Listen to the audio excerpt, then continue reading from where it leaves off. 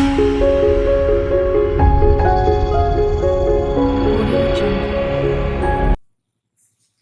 semuanya, balik lagi sama aku Cika Humaira. Setelah lama gak upload video, akhirnya kembali lagi dengan konten yang baru, ide yang baru, dan juga semangat yang baru pastinya. Jadi, di video kali ini, kita akan membahas tentang The Great Warrior, panglima-panglima perang terbaik sepanjang sejarah. Dan aku rasa kita gak perlu buang-buang waktu lagi. So, let's get started.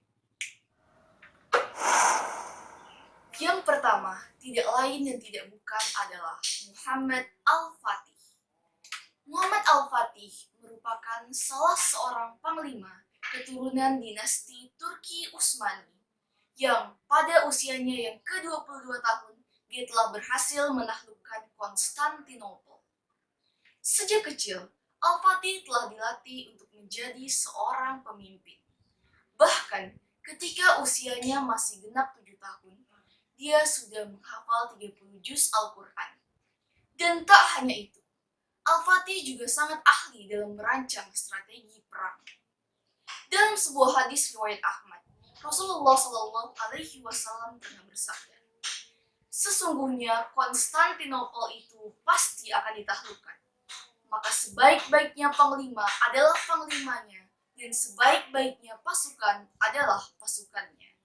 Dan pada 29 Mei 1453, Al-Fatih telah berhasil menjadi panglima terbaik beserta para tentaranya, sesuai dengan yang dibicarakan.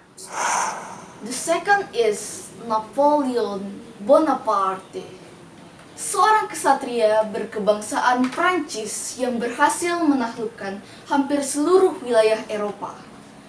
Cerdik, ambisius, dan ahli dalam strategi militer.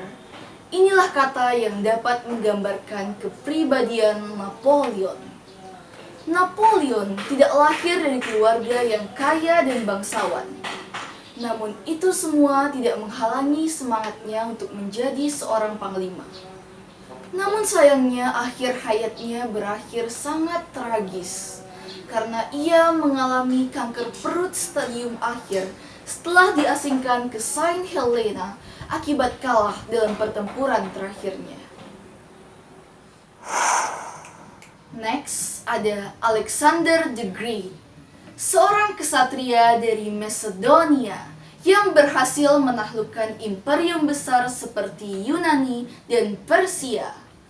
Alexander lahir di Pella, Macedonia pada 356 sebelum Masehi dan merupakan murid dari seorang filsuf terkenal, Aristoteles.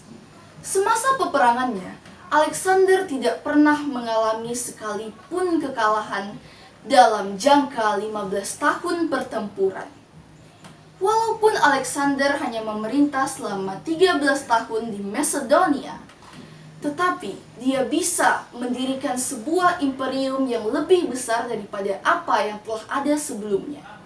Bahkan ketika dia telah wafat, wilayah yang berada di bawah pimpinannya berukuran 50 kali lebih besar daripada apa yang diwariskan untuknya.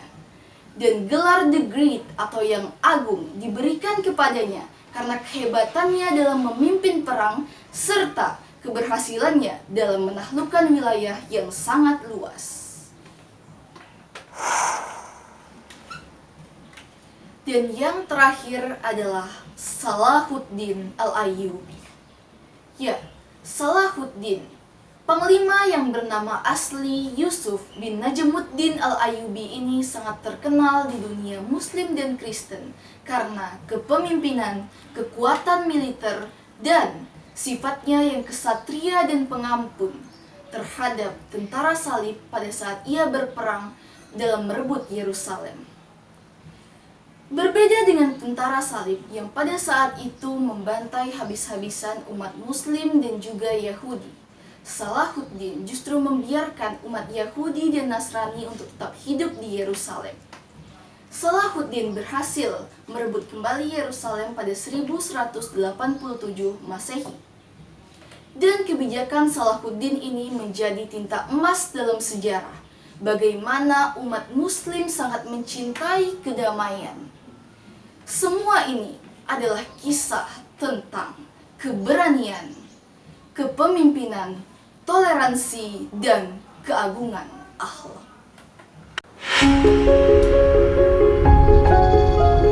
Nah, dari semua tokoh yang udah aku sebutin tadi, tolong mention satu tokoh yang jadi favorit kalian. Komen di bawah. Dan kalau kalian punya saran, kritikan, atau rekomendasi buat konten berikutnya, kalian juga bisa komen di bawah. And don't forget to like, comment, and subscribe this video. Stay safe, stay healthy, and stay positive.